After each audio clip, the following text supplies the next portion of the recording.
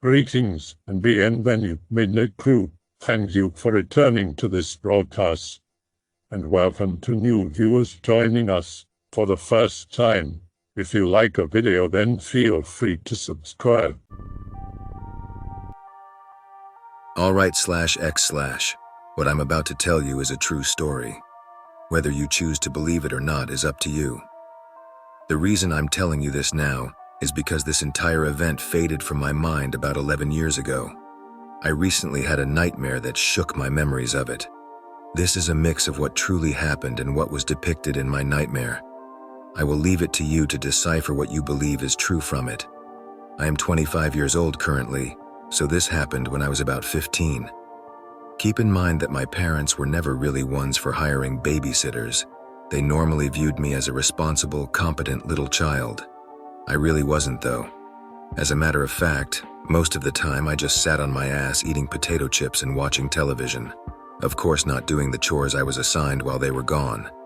So my parents had gone for their usual Friday date night and left me alone to do my homework, walk the dog, take out the trash, do the dishes and other soporific tasks to take up all of my alone time.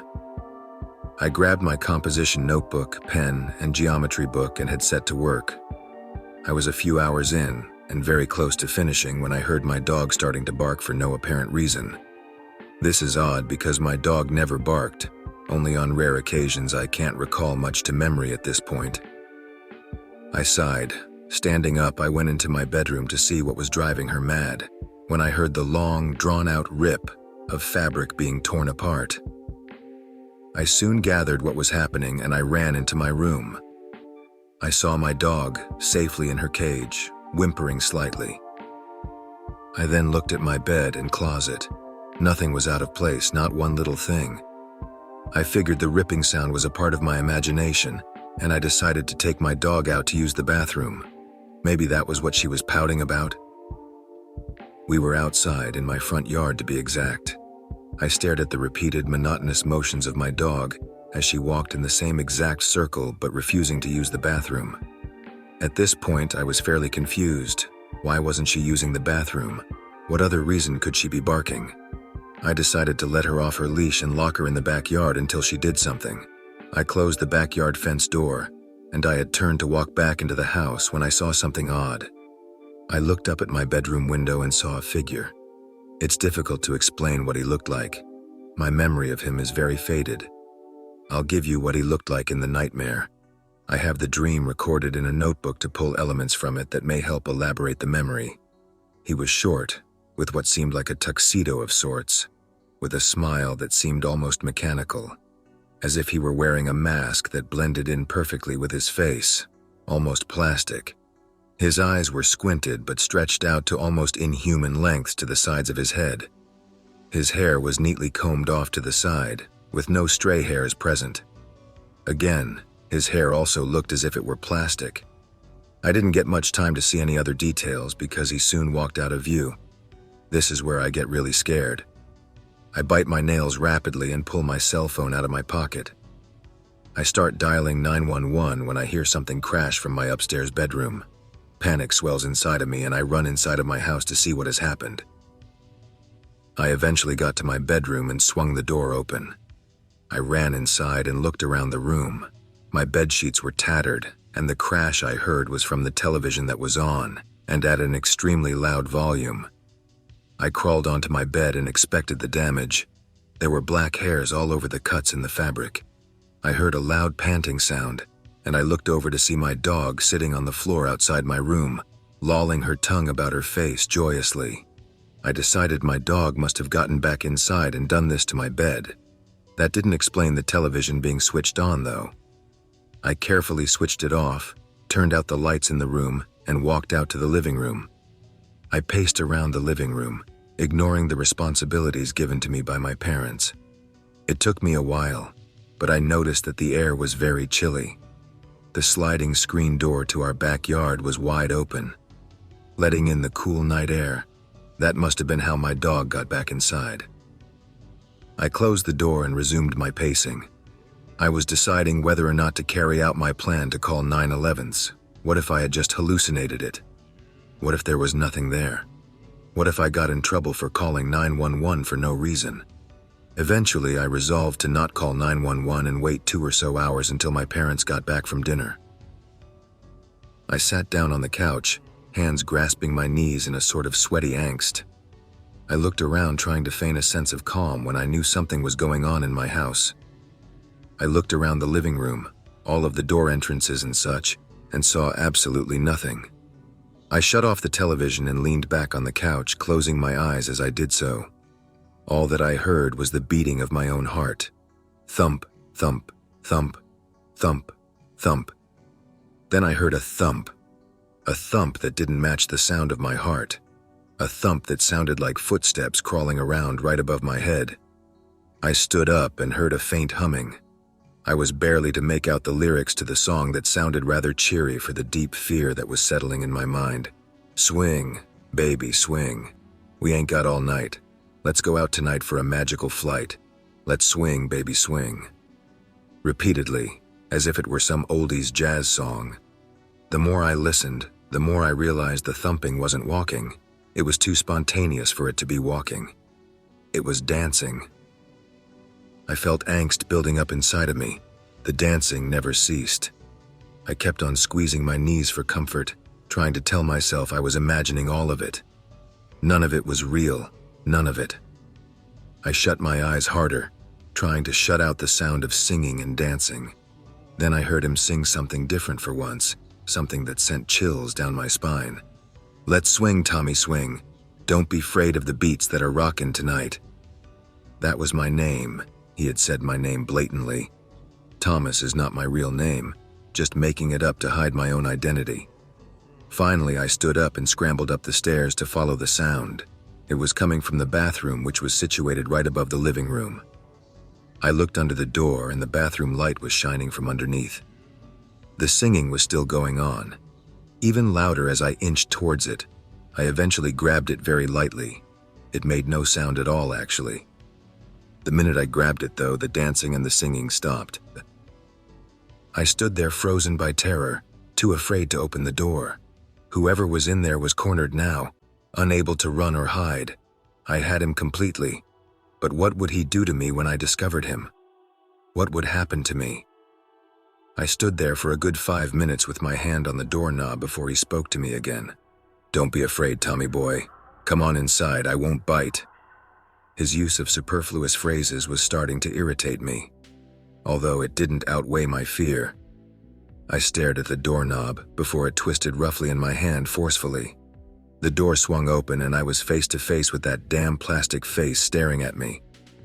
He looked so civilized, but so terrifying at the same time. I screamed as loud as I could. I squeezed my eyes shut and backed away until I reached the wall on the other end of the hallway. When I opened my eyes, he was no longer there. The bathroom light was off and the door was closed. No sound was made, almost as if he were never there. I didn't move. I simply sunk down to the floor, leaning against the wall and began to sob uncontrollably. I didn't stop sobbing until about an hour passed, until I was completely drained of all tears. I removed my hands from my face and leaned my head back against the wall. I sniffed a couple of times before I heard the door open and slam shut. I heard the singing again, the same voice, the same song as before. A mechanical rhythm, almost like out of an iPod. I got up and ran to the far end of the hallway to peer outside of the window. Walking back and forth along my walkway, he was still there. Except now he was walking back and forth with a bounce in his step. Except I stand corrected. The beat was the same, but the lyrics were different. You can't make me go away, 'cause honey, believe it or not, I'm here to stay. You can cry all you like. I'm always up for a fight. He looked at me and gave me a wink.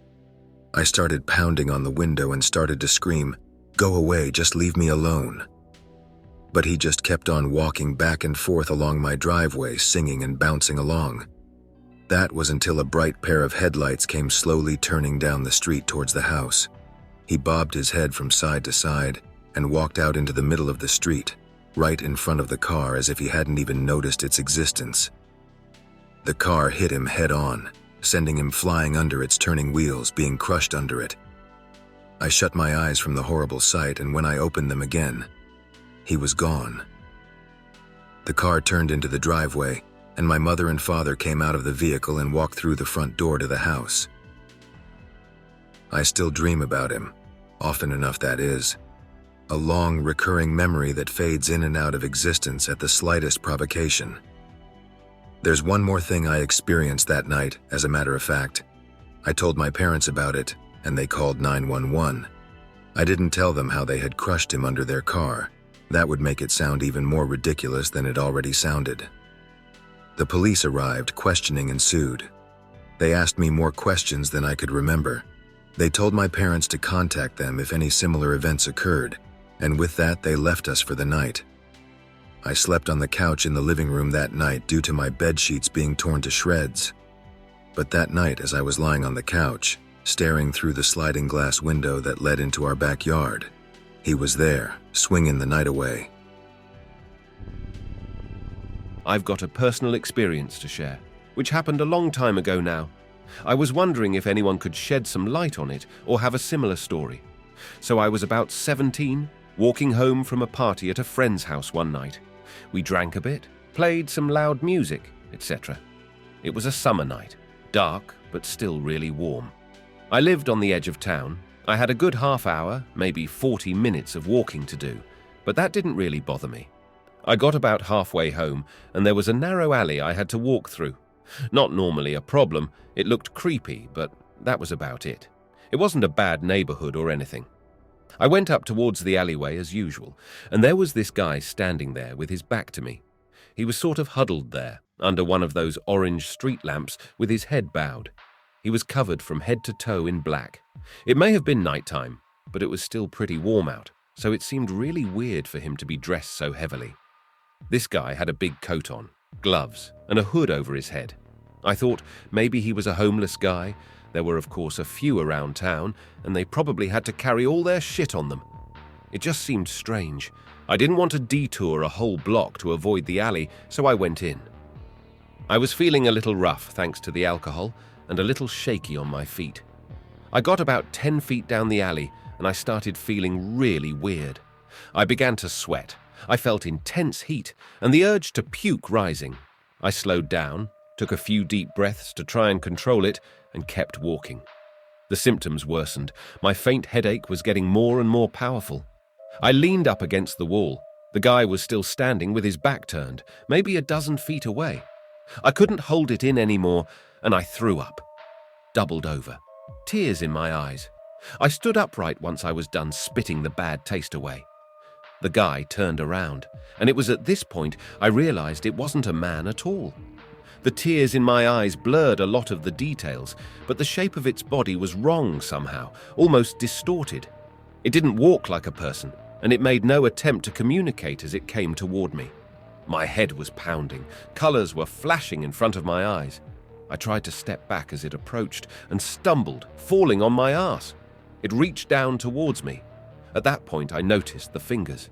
They were impossibly long, and they were twitching and contorting like the legs on a wounded spider. I can't remember much of what happened next. I fell to the floor, I guess, and hit my head on the path. I remember being scared and in a lot of pain. I remember the thing standing over me. Then it was just gone. I lay there for what felt like forever, too scared to move.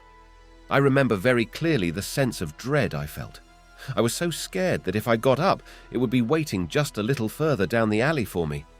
Eventually, I forced myself to get up, and I ran as best as I could out of there. I never saw it again, and I've never heard of anyone else seeing something like it either. Am I alone here? I would never have brought this up again if I hadn't been dreaming about it lately. I had to tell somebody. Hey, X. I'm coming here for a little bit of help. Some of you may find this interesting, others will no doubt blow me off. I'm fine with both. This is going to be a post on the difference between mental strain and paranormal events, though I don't know which. To make a long story a little bit shorter, growing up, I had lots of seemingly paranormal experiences, most of them between the ages of 14 to 17. I'm not talking about anything insane, but I'd have a lot of very vivid déjà vu moments. And I had a lot of moments where I would see somebody walking down the road clear as day, and then turn around, and then not be there anymore. From there, it turned into seeing shadow people, for lack of a better term, in my apartment out of the corner of my eye, and then turning my head, and again having them vanish. It wasn't an everyday thing, more like 2 or 3 times a week, and I've only seen 3 of them as I would see the same ones. Then that stopped, and all I saw for a long time was a long, dark shadow figure in my room. Then after a year or so, that stopped too. I met my fiancé a couple months back, and he seemed to make things stop, which is what makes me wonder if it's really me. I stopped seeing everything for months on end, and I feel like it's important to say, I never see any of them when I'm with him, and I'm with him pretty much 24/7. Then out of the blue, a week or so ago, it started again. I suddenly started seeing black and white blurs very distinctly flash past my vision, or I would very clearly see something standing in the corner, only for it to vanish when I moved my eyes towards it. Tonight's the first night I've been alone in a very long time, and I can't help but feel like something is watching me from the other side of my door, which is open just a crack. Late last week, I worked a very long shift, 13 hours, and during the middle of the shift, I seemed to black out, which I've never had happen before. I was on a phone call troubleshooting a phone for a lady, and all I can remember is her talking continuously, but nothing she said made any sense. It seemed like she was talking in circles about unrelated topics, and I also remember looking down at the phone and seeing the time lapse of the call at 1 hour. Then I remember everything fading out, and the room spinning around me. I know I heard the phone click like she hung up, and after several minutes I came back around. I tried to gather myself together, and I was on the phone for 3 more hours with a very heavy call volume coming in. However, I checked my records and only took 5 couple-minute-long calls during those hours, which makes 0 sense, and I don't remember anything about any of those calls. I thought perhaps I was incredibly tired, so I took my lunch early and sat in my car trying to fall asleep for an hour and couldn't do it. I haven't had an episode like that again since then, but something about it scared me to my core, and I still don't know what happened exactly or why nobody else noticed. Then earlier today I went to lunch alone, and while I was waiting for my food to be prepared, I remember feeling like somebody was watching me, and I kept looking around me, looking for somebody or something to be near me, almost like I could feel a presence. Then after leaving from where I had lunch, I had a very brief moment where I couldn't move and I was in so much pain. I couldn't even move my mouth to scream or anything. It passed in about 1.5 minutes before I got back in my car like nothing happened. I felt fine the rest of the day, but I feel like something isn't right, but I can't put my finger on it. These things only seem to happen when I'm alone, or at least somewhat alone. Every once in a while, I'll be in the cafeteria at work and see a shadow in the corner of the room that isn't actually there when I look towards it, but only when nobody is with me in that area to see it too. If I walk out of that part of the room and into the crowded dining area, everything is normal. I really don't know what to think of all of this, or if perhaps I'm some sort of undiagnosed schizo, but I don't feel crazy. The rest of my life is very normal. I work, I have friends and a fiancé. I eat normal, drink normal. I'm really just all around an average person except for these occurrences. OK/X/. I have a long set of stories to share. This isn't an attempt at some creepypasta. Everything here is completely real and currently terrifying me and the people involved. The story doesn't actually begin with me. It begins with my friend who has lived in central Pennsylvania his whole life. I have his permission to tell this story to the best of my ability. He will see this thread and I ask him to correct any mistakes I make while telling this story. We'll call him Pete. Quite a few years ago, when Pete was about 10, he was staying home with his younger sister of about 3. His parents had gone out to eat with his 2 younger brothers for dinner and left the 2 of them alone, because one of them was sick or something, I don't know. It was dark and a bad storm had started up, which eventually caused the electricity to go out. So Pete grabs his sister and puts her on the couch and walks downstairs to the basement room to get flashlights or candles or something. This is typical horror movie shit so far, but please stay with me. things get weird and stay weird for a long time. So he gets down there and grabs the shit he needs and suddenly stops as he hears voices coming from upstairs. He listens to what sounds like a woman's voice and has a conversation with his little sister for a few minutes, until it just stops. He claims that he couldn't hear what they were saying, but it seemed like a friendly conversation. Repeating this, there isn't supposed to be anyone in the house. So he's terrified out of his mind, waits for a few minutes more, then runs upstairs to find no one there with his sister. He calls his parents and then 911 immediately. He checks his house as they're coming home, going upstairs and finding a bathroom window open when it wasn't open before. I've asked him if it was possible for someone to get into the window, and he assures me that it's not. And on top of that, the window is an old type, with no locks. It's the second floor after all, and it can't be blown open by the wind because it opens up not to the side, so gravity has to be fought to actually open this window. Terrified again, he goes downstairs and locks him and his sister in his bedroom, waiting for help to arrive. His parents and the cops show up at about the same time, check the house to find nothing. His parents then laugh it off and call him paranoid, apologize to the cops for kids being kids, and everyone acts like it was just a kid being paranoid. Pete assures me that this isn't the case. Fast forward a few years and we know each other now. We're talking and we get on the subject of paranormal shit. I share a handful of stories from my life and he tells me this one. Obviously I'm creeped out by it, but then he goes on to say that after that, people would find windows open in his house at random times, usually once every 3 or 4 months, with no explanation for how they opened.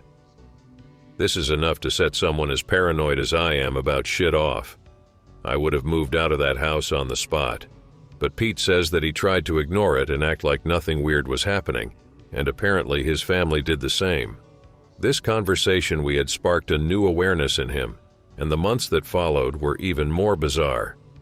Not long ago, we were having a conversation online when he suddenly said that there was tapping coming from the window, the same window that he found open on that night upstairs. His cat and dogs went wild, hissing and arching their backs and barking and what have you, all looking at the window. He's terrified as he's describing this event to me. He claims that it's not a random tap, but rather it seems like it was timed, like a human knocking on a door with a certain interval. He went to his room with his pets, locked his door again, put a chair under the handle and sat in fear, falling asleep much later. About a week later, Pete notices that one of the garden gnomes he has in his front yard is moved. Originally facing the road, it now looks upon his house. This is unnerving and can be easily explained, but it's possible that it's relevant, so I decided to mention it. A few weeks after the gnome thing, Pete is doing Pete shit and suddenly tapping comes from his living room window, the same tapping as before. The animals go crazy again, hissing and staring the window down. Pete describes it. 2 taps in rapid succession with a 2-second pause in between for about half an hour. He messages me with the story immediately after the tapping stops. The next bit always terrifies me. Understand that this isn't that night, it's early the next morning at like 4 a.m. We're still talking online when suddenly he just stops and says, "Harry, the doorbell just rang." I seriously thought he was messing with me at first, but after a bit I became convinced that that wasn't the case. I asked him why someone would be at the door at 4 a.m., and he sat confused and terrified. It rang one time. One time. Whoever was there apparently wasn't all that determined to get help or whatever, because it rang one goddamn time, I'm telling you. One doorbell ring at 4 a.m. I asked him where his family was, if they heard it or if they were out. He said they were all asleep upstairs where you can't hear the doorbell. At this point, I'm begging him to move out of his house, but he tells me that his parents won't believe the doorbell or tapping stories. Pete then enters a phase that he only describes by saying, "If anything weird happened, I didn't notice because I was in denial." He started working out and focusing on his future career. We talked, but not quite as much as before. Then last night happened. Last night wasn't weird, not for either of us. We talked a bit late into the early morning hours until I finally got too tired and went to bed. Then I woke up this morning to a very terrified Pete. I'm trying to tell myself that this can be explained away. I'm trying to tell myself that the last few hours didn't happen. This is a real story, guys. I'm not even a good writer. This shit is real. Pete messaged me as soon as I logged in today. He said that early this morning after I went to bed, his animals started having a fit again. Not at any tapping or other noises he could hear, but they just started going off like you would expect them to do before a hurricane or earthquake or something, reminding him of the weird history he has with the house, and he was home alone. Pete isn't the bravest of souls, and you wouldn't be either if you had dealt with this shit. He locked his bedroom door and put a chair under the handle to prevent the handle from being moved. About an hour later, he finally fell asleep. When he woke up, he looked at his door, and God be with me, the door was unlocked and his chair was moved. He insisted that he didn't wake up during the night. Pete has no history of sleepwalking. Even if Pete did have a history of sleepwalking, he would have had to take 2 fingers, twist the lock to unlock the door, all after moving the chair, during which he was apparently unconscious. Occam's razor doesn't know what to say here, guys. Then today happened. I remember Pete telling me about what happened with the locked door, and then I remember a few hours more. I went to McDonald's and came back home and ate my double QPC. I played Xbox a bit, then I think I went to bed. Apparently I remember incorrectly. I woke up a few hours ago and honestly thought I had slept for over 7 hours, but I'm told that's not what happened. This next part is extremely confusing, and given that we're only a few hours removed from it, it's not very clear. I'm going to do the best I can. Pete says that I came back online and I was worried. I was claiming that I had received a phone call from a blocked number. Pete has caps of the following conversation, and many other people have claimed to have interacted with me throughout the evening. I told Pete that the number that called me was from an area code 717, which Pete responded to in fear because Pete is an internet friend who refuses to give his phone number and location out because he's paranoid. I had no way of knowing what Pete's area code is. I have no idea how I apparently came up with 717. I don't even know if it's possible for a phone number to come up as a 1717 number. I don't know much. A man was on the line, and all I told Pete was that he said leave him and hung up. That's it. I don't live anywhere near Pete. I don't know anyone in Pete's general area personally, and they don't know me. The evening goes on, and a while later, we're talking to some mutual friends when I apparently say I have to take a phone call and disappear. My roommate confirms that I left the house in a hurry, not saying where I was going. I then disappeared for a period of about 2 hours, and no one knew where I was, least of all me. My roommate apparently showed my empty room to mutual friends, including Pete, who all confirmed that my bed was empty and that I had left my wallet in my room. My license was in there. At first, I thought all of this was just an elaborate trolling attempt by my roommate, my girlfriend, who has the details to my accounts that apparently showed up on my daily sites, and Pete. But then my roommate told me that I should look at my truck, and when I did, my heart dropped. It wasn't in the same spot as before. Pete was terrified out of his mind. I'm terrified out of my mind. I don't understand what happened at all. My roommates claimed that I returned earlier and just mumbled, "I'm tired," and went straight to bed without a conversation. I don't remember any of this, and it can't be just a case of me being elaborately screwed with. How'd my truck get moved when my keys were in my pocket? How'd Pete get a screen cap of a conversation with me that I don't remember? Why do I have a post on a forum that I frequent that I never remember making? And to top this all off, when I finally woke up from my 7-hour nap and was starting to hear about all the shit I supposedly did this evening, my lights flicker and dim, and my electricity goes out for 10 minutes. I'm terrified out of my mind, and I can't imagine that Pete is much better. He apparently is sleeping with knives. /x/. I doubt telling this story is going to help anything. Pete thinks that bad things seem to happen when he and I talk about sharing this whole story with someone. Now it's been shared. I don't know what happened. I'm sorry that my story ends without answers, but that's it. That's where we are now, and I'm scared to death. If any of this sounds remotely familiar to anyone here, any similar experiences or anything, please share. /x/. This is a true story that happened to me around a year ago, end of September 2012. Every day I leave for work at 5:40 a.m. One morning I woke up and started getting ready. I was in my bedroom with the light on and walked out into the dark living room. As I was going to switch the light on, I saw a movement out of a side window. I froze, convincing myself it was just an animal. Then there were 3 loud, deliberate knocks on the front door. I noped back to the bedroom, turned the light off, and cowered next to the bed. There were 3 more knocks on the front door. Someone shook the door handle, and then movement around the side of the house. I heard them arguing. I think there were 4 people. What really made me shit my pants is that I'm certain one of them was a child. I couldn't tell if it was a boy or girl, but the 2 or 3 adults kept hushing them. They were all bickering. It was either one man and 2 women or just a man and a woman, plus the kid, sat on the floor in my bedroom with the light off for an eternity, hearing them moving around the outside of the house and whining at each other, telling the kid to shut up, etc. They ended up outside my bedroom window. The man said, "The light in here was on." That was the only really clear sentence I heard. Suddenly there was this ruckus, like all of them were kicking my house or throwing rocks. Then the kid started screaming, that high, whiny shriek kids do. The adults shut the kid up, then nothing. After a while, I thought they left, and I crawled to the bedroom door. They were still there. I could hear the kids sniffling and the man speaking occasionally. At one point, someone shook the doorknob again. They left when the sun came up, not long after I would have gone to work. I called in sick. Thought about calling the police, but ultimately figured I would be wasting their time. Only evidence around the house was a huge dead toad right in front of the door. WTF. I hope that you enjoyed tonight's broadcast. If you enjoyed tonight's story, then please subscribe to the channel, as more green texts will appear daily.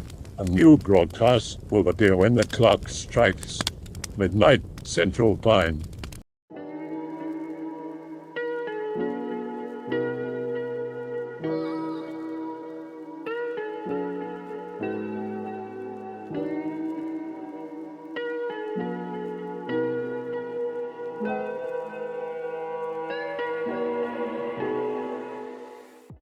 Remember to check the Odyssey and Rumble pages for separate archives of previous broadcasts.